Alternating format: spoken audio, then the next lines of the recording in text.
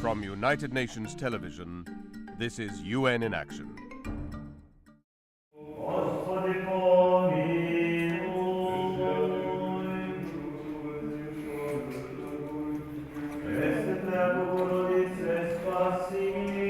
Vevčani. This mountain village in the western region of the former Yugoslav Republic of Macedonia dates back to the 7th century. Emilia Popesca, who has lived here all her life, has watched its population dwindle to 2,500 today, barely more than half of what it was. She worries that Vevčani could be the next victim of a trend that has left empty houses and abandoned villages scattered across the land. It would be sad if the natural tragedy that has happened to many other Macedonian villages happens to Vevčani as well.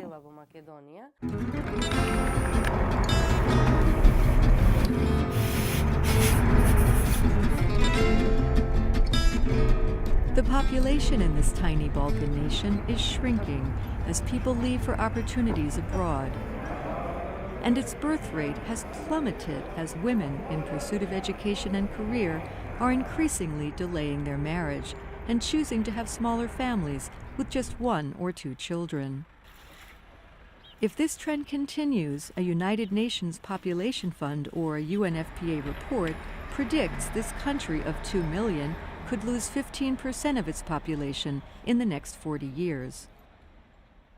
Spiro Ristovski, the country's labor and social policy minister, says boosting the fertility rate, now on average less than 1.5 children per woman, has become a necessity. As we're developing a society, we cannot afford to lose population. And in 2008, the government started a financial incentive plan, offering to pay women to have a 3rd child, 120 euros a month for 10 years, more than 1/3 of the average monthly income. A year later, the state statistical office registered a 13% increase in the number of families with a 3rd child.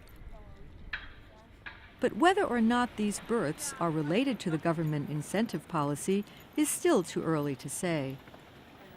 Emilia is one of the women who gave birth to a 3rd child, a healthy boy named Lupsho.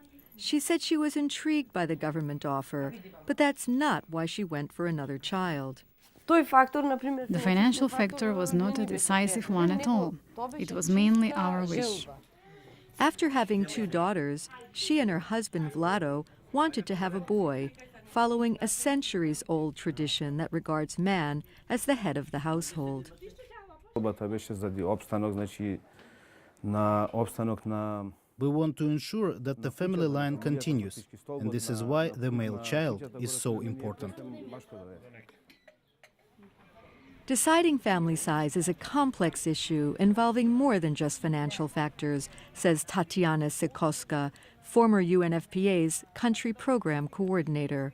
If we look at the story of Emilia, we would see that the persistence of the tradition, the culture, which is more prevalent in rural settlements, is a strong pushing factor for a woman to decide to go for 2, 3, 4 or more children.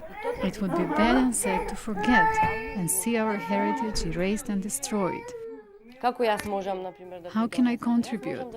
I can only give birth to a child. But when the child grows up, he has to find a job and establish a family. Paying families to have more children is not enough to stop the country's population decline. It is also important to improve economic conditions, keeping people from moving abroad. The state should invest a lot in our village. To open up factories, regional offices and institutions so the population can stay here.